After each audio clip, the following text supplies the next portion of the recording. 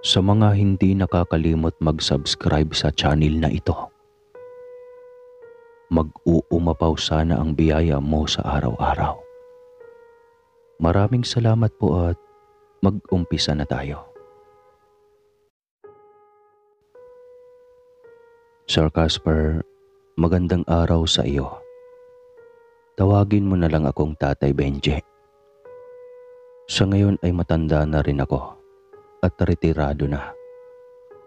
Nagpatulong na lang ako sa aking mga apo upang maipadala ko sa iyo ang aking karanasan.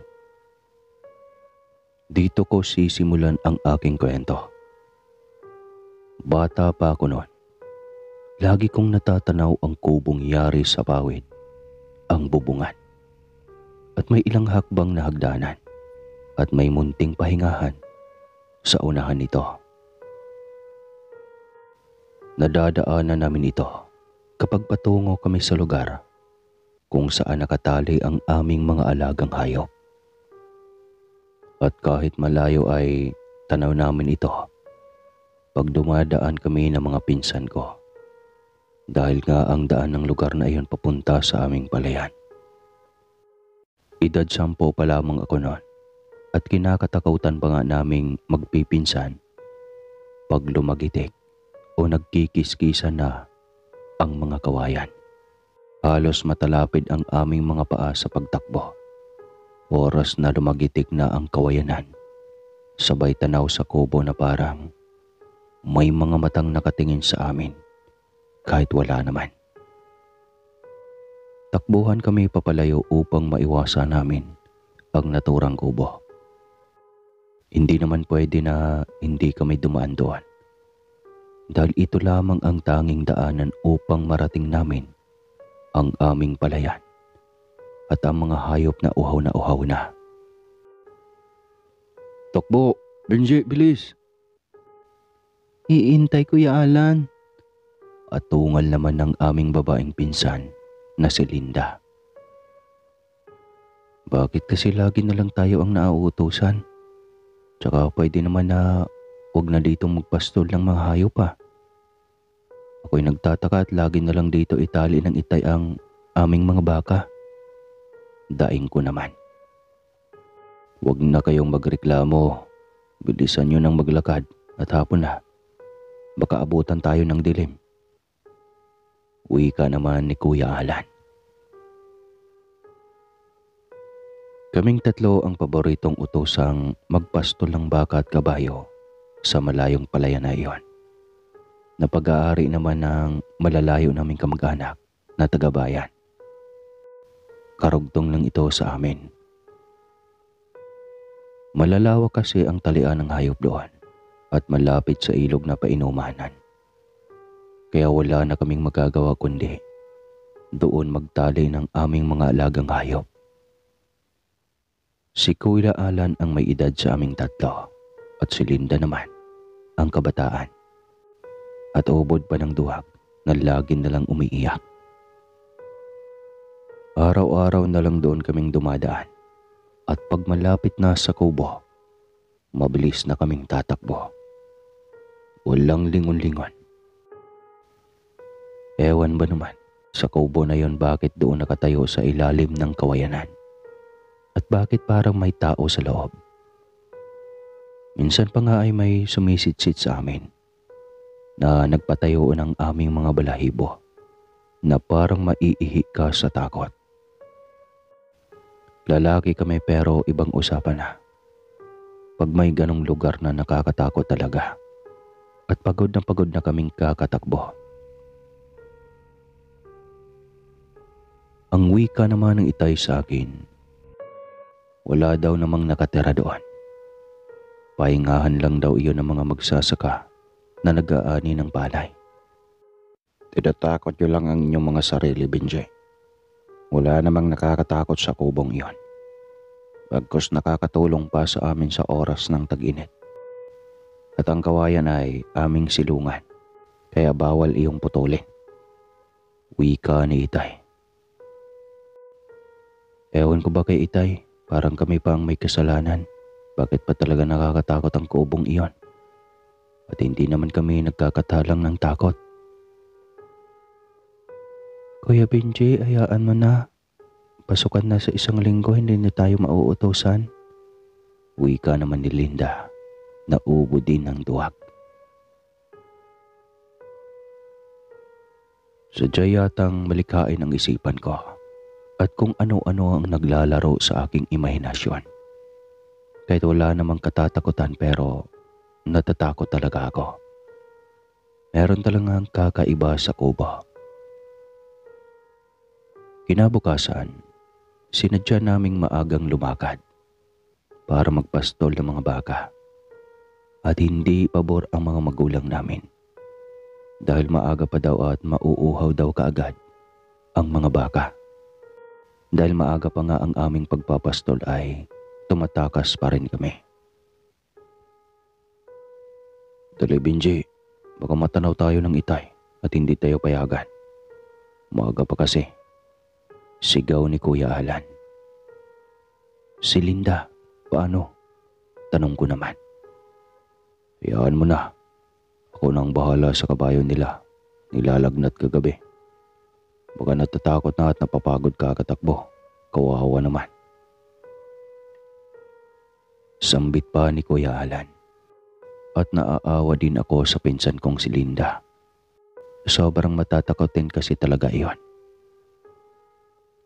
At agad na nga kaming lumakad ng magpinsan. At habang nasa daan, naghanap kami ng prutas na magkakain namin. Bayabas at bignay, maliliit na bilog na parang duhat. At pag naka-jackpot pa kami ay may anunas pa. Kaya masaya kaming naghahabulang magpinsan na para bang hindi kami dadaan sa tapat ng kawayanan at muling tatakbo. Laking gulat namin ni Kuya Alan dahil pagdaan namin sa tapat ng kubo ng araw na iyon. Araw iyon ng Biyernes ay maingay. At para bang may nagkakasayahan. At agad kaming nagtago sa dayamihan. Kitang-kita namin na may kalalakihan na nagsalo-salo at may tao sa loob ng kubo. Mabango ang kanilang mga putahe at kay raming handa sa ibabaw ng lamesa. Nahalatang bagong gawa lamang iyon. Dati naman ay wala iyon noong nakaraang pagdaan namin.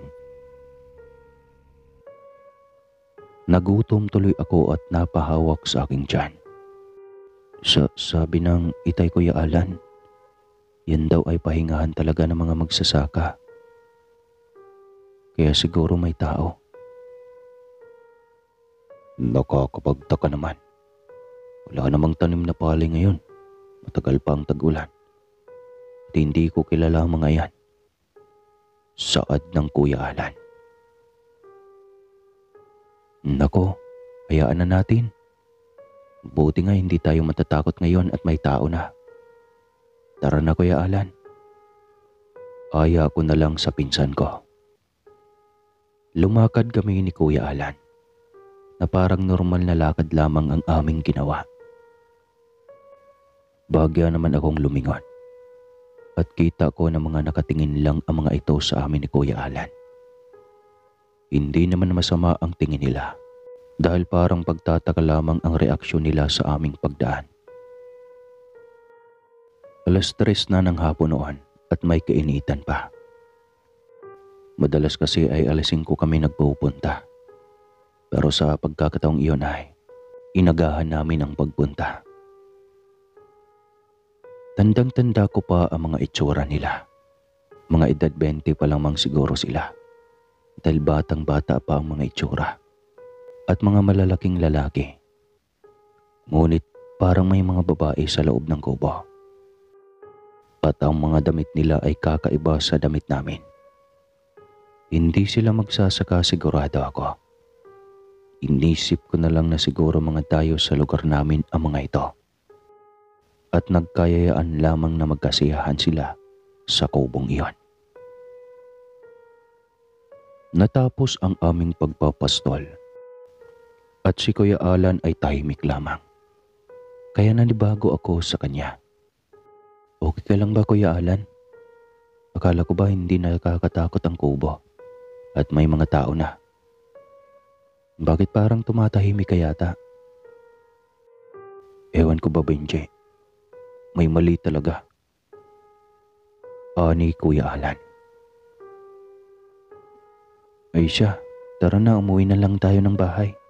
At baka mamaya gutom lang yan. Uwi ka ako naman. Pagka-uwi namin, tahimik na nang dumaan kami. At wala na ang mga lalaking nagkakasiyahan.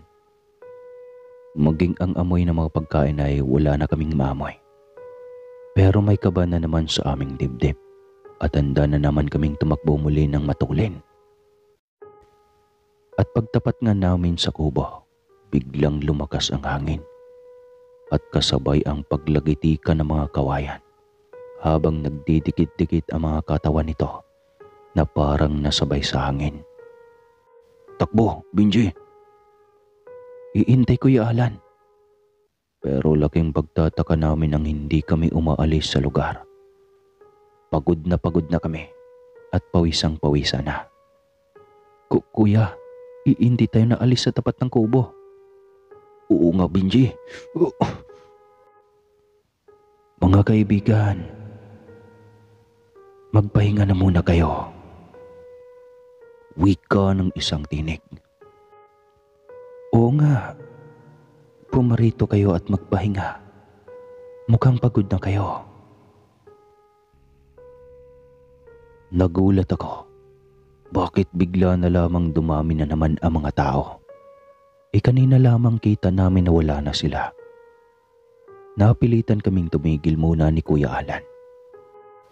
At hindi namin malaman kung bakit parang sadyang lumalakad ang mga paa namin patungo sa kubo at umupo sa munting upuang kawayan. Sino po kayo? Tanong ko. Huwag kayong matakot. Hindi kami nananakit. Matagal na kami sa lugar na ito. Wala pa ang mga sinaunang tao dito.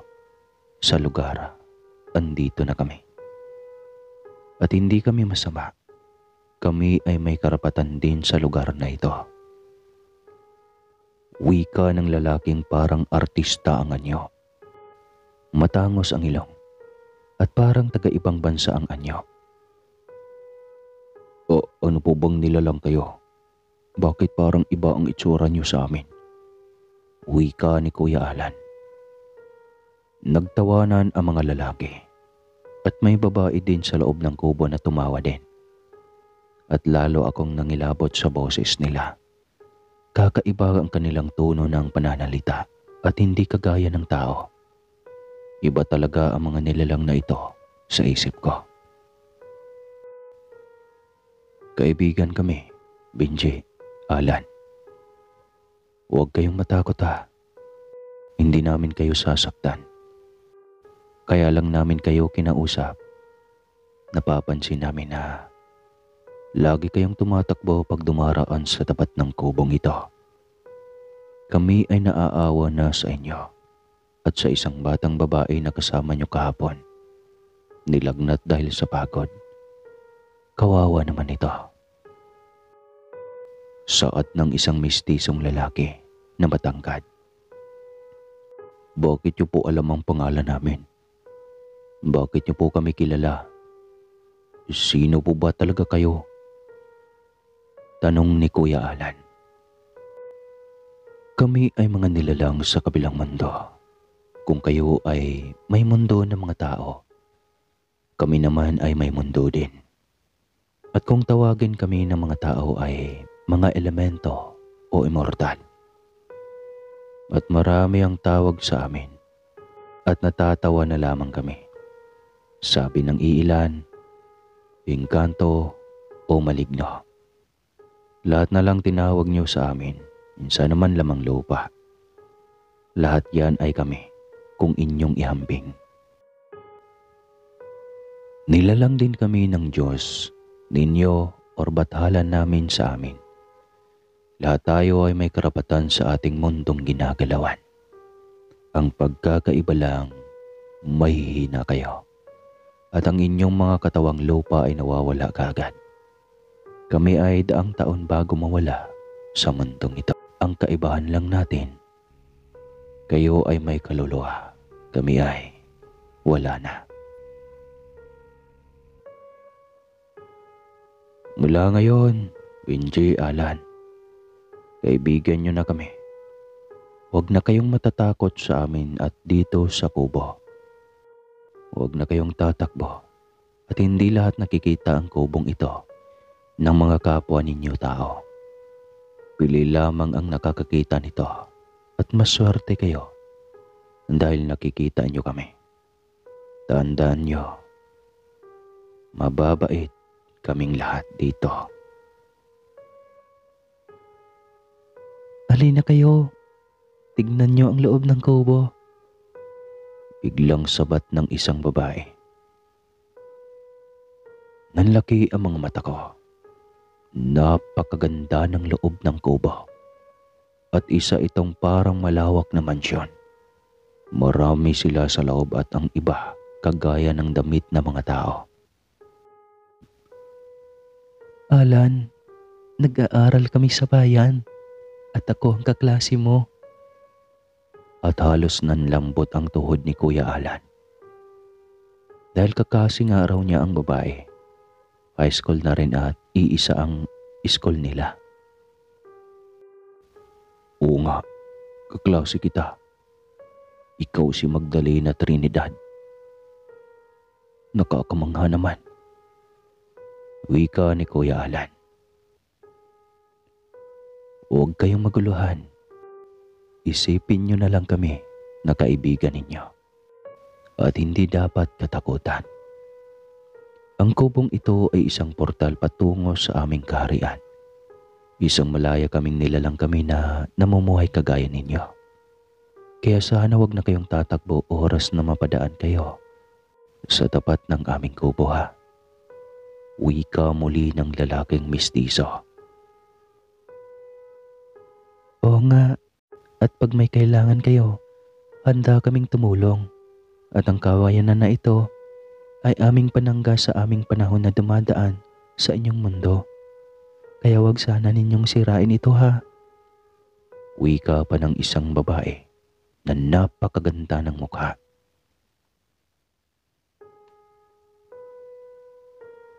Pasensya na at hindi namin kayo mapapakain ng aming kinakain. Hindi ito tatanggipin na inyong tiyan. Mawawala kayo sa tamang kaisipan. Dahil ang mga pagkain namin ay nababagay lamang sa amin. Buhat ngayon, kayo ay kaibigan na namin ha. At heto na ang salapi. Itago nyo para may baon kayo sa pasukan. At babalik kayo dito pag gusto ninyong mamahinga. Dagdag pa muli ng magandang lalaki na napakaamo ng mukha. Napakabilis ng pangyayari at agad nila kaming pinaalis at malapit na raw gumabi. Kaya naman lumakad kami ni Kuya Alan na hindi pa rin makapaniwala sa mga pangyayari. Halos lutang ang aming isipan habang naglalakad pa uwi ng bahay namin. Wala kaming imikan ni Kuya Alan at nagkatitigan lamang. At nang tanaw na namin ang aming bahay, agad akong pinatigil ni Kuya Alan at kinausap. Itago mo ang pera, Benji. Baka pag-isipan tayo ng mga sama ng mga magulang natin. Baka isipin nila na ninakaw natin ito. Agad kong kinipit sa garter ng short ko ang 2,000 na perang papel na sa mga panahong iyon ay napakalaking halaga. At para sa akin, napakalaking halaga na naman. Halos 1 buwan ko ng baon at makakabili pa ako ng sapatos kung gugustuhin ko. Dahil kabataan pa ako noon, kung ano-ano na lang ang binili ko at nanlilibre ako ng mga pagkain sa kaibigan ko sa tindahan. Noong una ay takot akong ipangbili ang pera. Baka kasi fake lang ito. At nag-iingat akong mabuking ng aking ama at ina.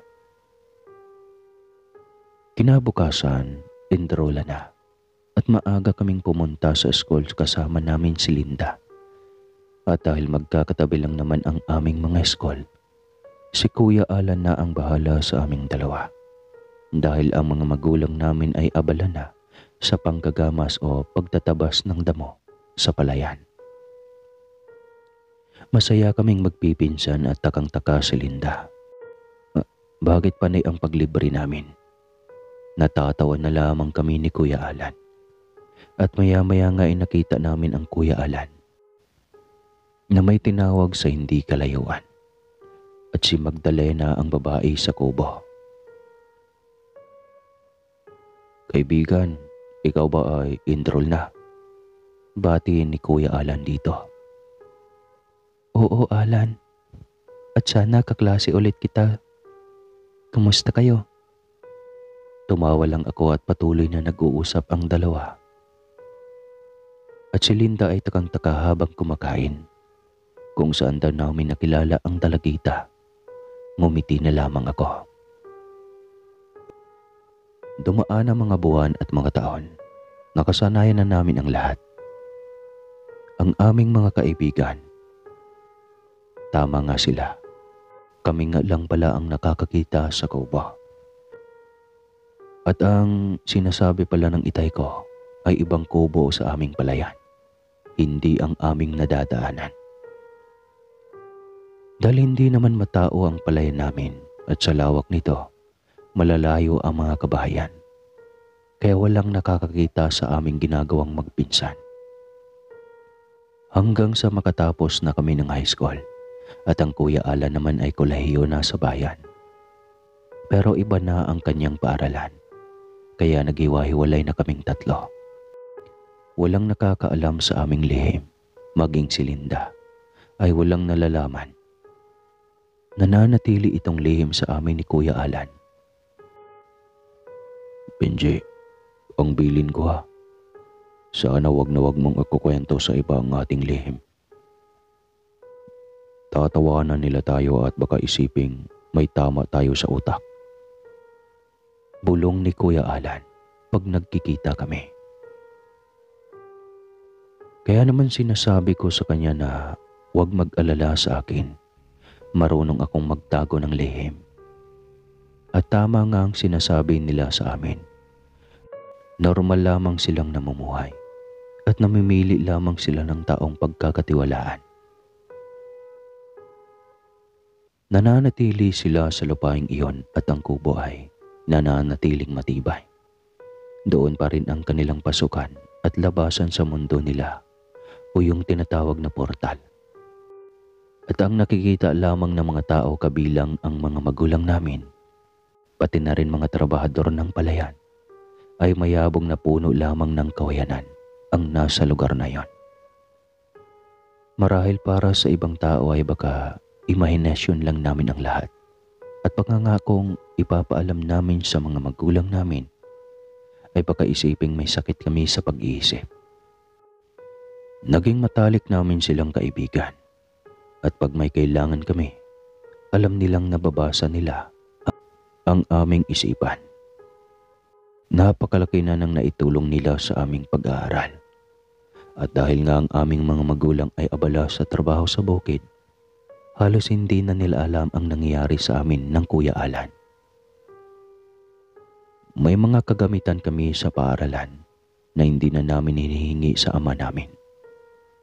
Dahil alam naming hindi nila kakayanin ang halaga, kaya muli ang aming mga kaibigan ay nakaagapay sa amin.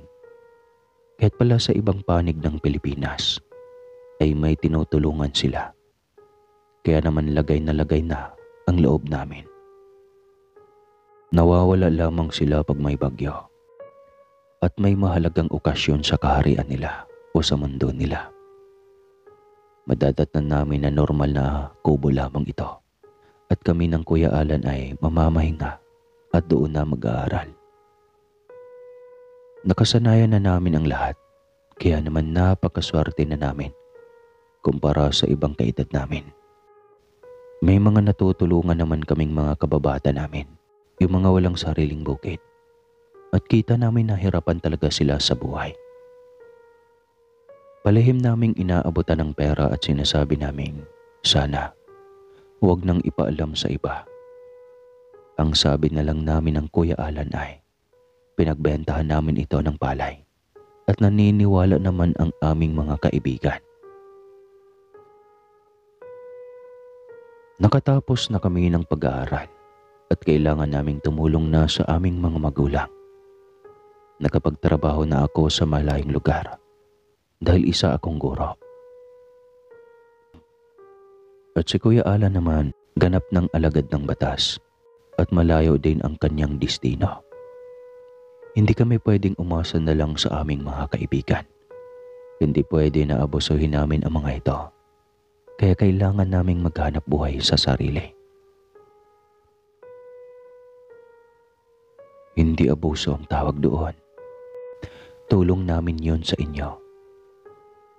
Pero dahil may mga sarili na kayong pag-iisip at nasa tamang gulang na, kaya kayo nauunawaan namin.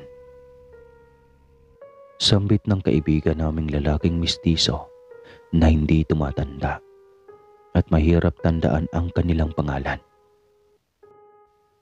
Kahit kami ng Kuya Alan ay abala sa aming mga propesyong napili, nagbibigay naman kami ng panahon at nagbabakasyon sa amin doon sa may bukid. At masaya kaming namamahinga sa kubo. Hinahayaan lang kami ng aming mga kaibigan. Nagkukwentuhan sila na maging sa ibang panig daw ng Pilipinas ay may kagaya namin.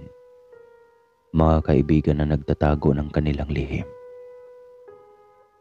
Nagpaalam ako na baka pwede kong ipadala ang aming karanasan sa isang taong makakaunawa. At gusto ko ring malaman ng mga tao na totoong may hiwagang nangyayari. At sana maging matatag sila kung sakaling makaranas din sila ng naranasan namin. Maniwala man kayo o sa hindi, kahit malagutan ako ng hininga ngayon, marami pong nakakaranas sa iba't ibang panig ng Pilipinas patungkol sa engkanto. Pero ang nakakalungkot po, may mga masasama talagang engkanto na kinukuha ang kaluluwa ng isang tao dahil sa sarili nilang pang-interes. Kwento din po iyon ng kaibigan namin. At hangad kong makaunawa ang ibang kagaya kong tao na may nangyayari nga palang ganito sa mundo natin. At huwag nilang aabusuhin ang mga kagaya nila. Pumayag naman sila at pili lang daw ang aking ipapahayag. At ang iba naming lihim ay amin na lang sanang itago sa isipan namin. Kaya naman masayang masaya ako. At pinaghandaan ko ang lahat bago ako nagpasya na ipadala sa mapagkakatiwalaang tao ang aking ginawang kwento. At ikaw yun, Sir Casper, ang pinagkatiwalaan ko. Dahil nararamdaman kong parang may busilak ang puso. Grabe kinalabutan ako. At talagang may mga pangyayari sa buhay ng tao na Diyos lang ang nakakaalam. Isang pangyayari nga sa buhay ni Kuya Alan ang napakahiwaga. Nabalitaan ko na si Kuya Alan ay napalaban sa mga taong labas at malala ang naging tama ng bala nito sa ulo. At isang tawag ang aking natanggap na aking ikinagulat. Benji, ikaw na ang magsabi sa iba nating kamag-anak ka at kami ay bibiyahe. Ipagdasal mo ang Kuya Alan mo. Uwi ka ng magulang ni Kuya Alan. Dahil nga malayo ang lugar kung saan naka-duty si Kuya Alan. At ang kanyang mga magulang na lang ang nag-asikaso ng lahat. Nakakomatos daw kasi ang Kuya Alan at malala ang tama ng bala sa ulo. At ilang linggo ang dumaan habang nagtuturo ako sa aking mga estudyante. Nakatanggap ako ng tawag at hindi ko kilala ang numero.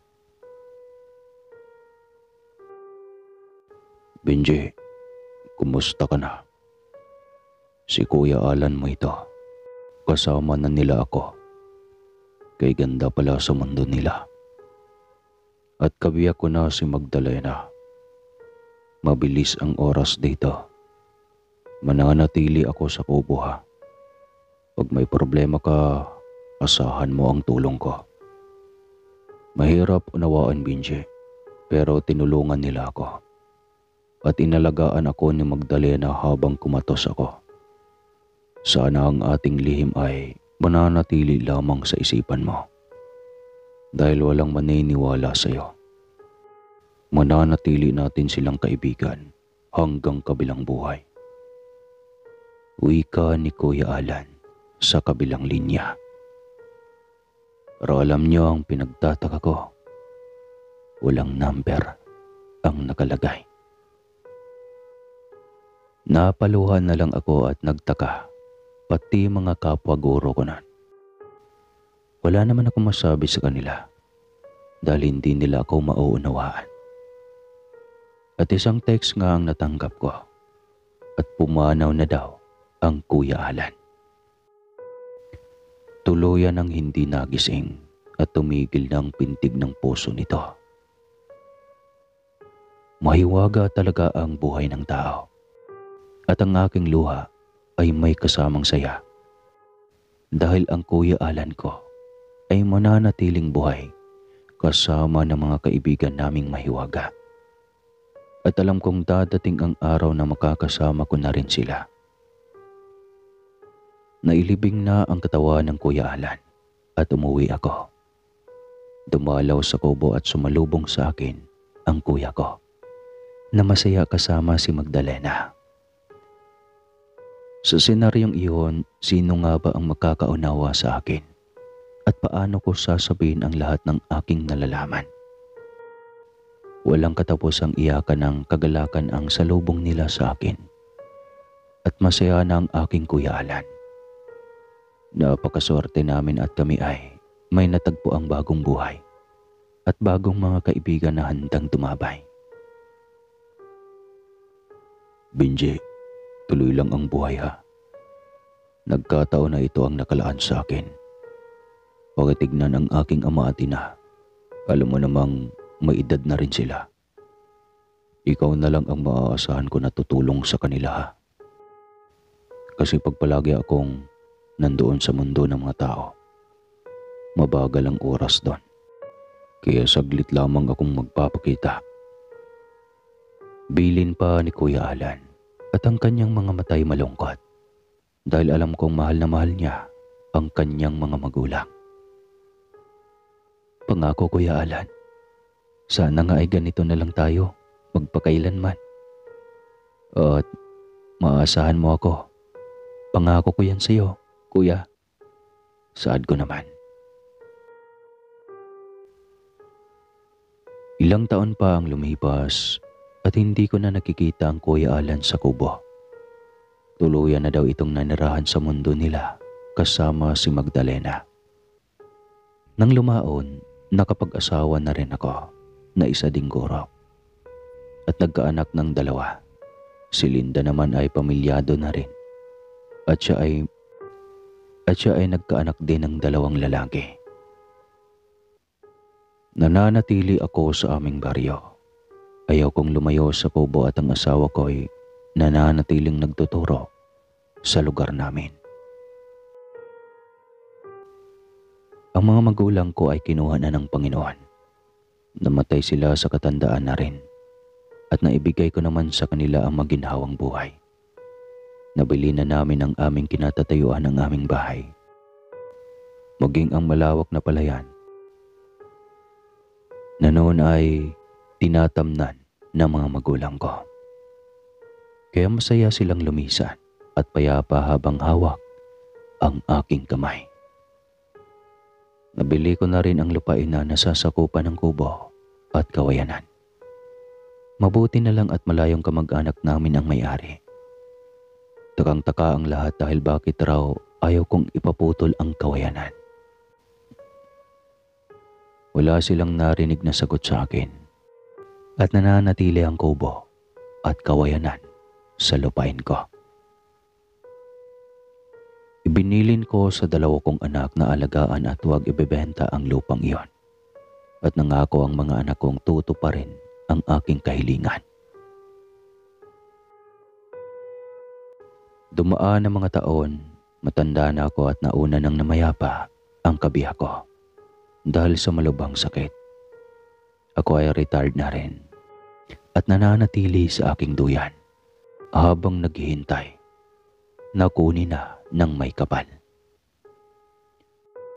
At kung hindi pa naman idudulot ay masaya ako dahil nasasaksihan ko pa ang mga anak ko habang sila naman ang nakakaranas ng aming naranasang adventure noon. Mabilis lumakad ang panahon at ang mga anak ko ay nagkapamilya na rin. Moderno na ang aming kapaligiran pero ang kawayanan nananatiling matayog at inaalagaan ko pa rin ito. At isang hapon nga habang namamahinga ako sa duyan, may narinig akong nagbubulungan ang mga apo ko at ang anak ng pinsan kong si Linda. Kuya Rod, nakakatakot naman sa kawayanan. At sa kubo parang may tao sa loob, no? Nakakatakot talaga. Oo nga, kanina maraming taong nagtatawanan, kaya tumakbo agad kami ni John. Natawa ako at pumikit. Lagay na ang loob ko. May bago ng tagapagbantay sa aking mga kaibigan. Salamat naman. Inayaan ko lang sila. Alam ko naman na hindi sila mapapahamak at nangingiti na lang ako. Sa ngayon, matanda na ako at wala pa namang sakit dahil na rin sa pag-aalaga ng mga kaibigan ko at nananatili akong naghihintay na sunduin na nila ako. Lagi kong naririnig sa mga apo ko ang kanilang bulungan. Alam kong may lihim sila na kagaya ko. At alam kong kahit ako'y magpapaalam na at handa nang sumama sa kanila, may papalit namang mag-aalaga ng aking lihim. At ang mga apo ko at anak ng pinsan kong si Linda, sila naman ang gagawa ng misyon ko. At nararamdaman kong mananatili ang lihim at ipapasa lamang ng lahi ko sa mga susunod na angkan, at sila naman ang makakaramdam ng kapayapaan at mamahalin din ang aking mga kaibigan. Sa ngayon ay naikwento ko na sa apo ko. Medyo hindi pa nila maunawaan kasi nga masyadong moderno na tayo. Salamat sa matyaga mong pagbabasa ng aking kwento, kaibigang Casper.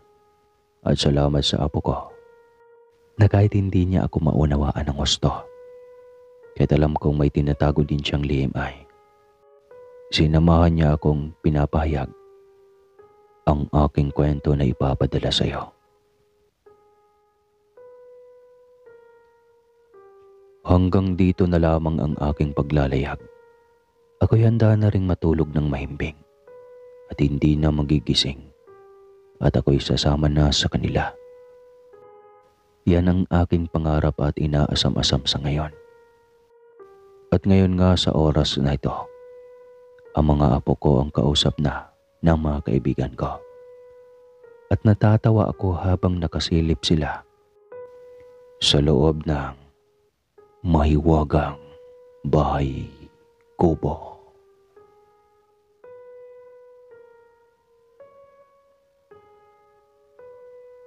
Grabe, kinikilabutan talaga ako.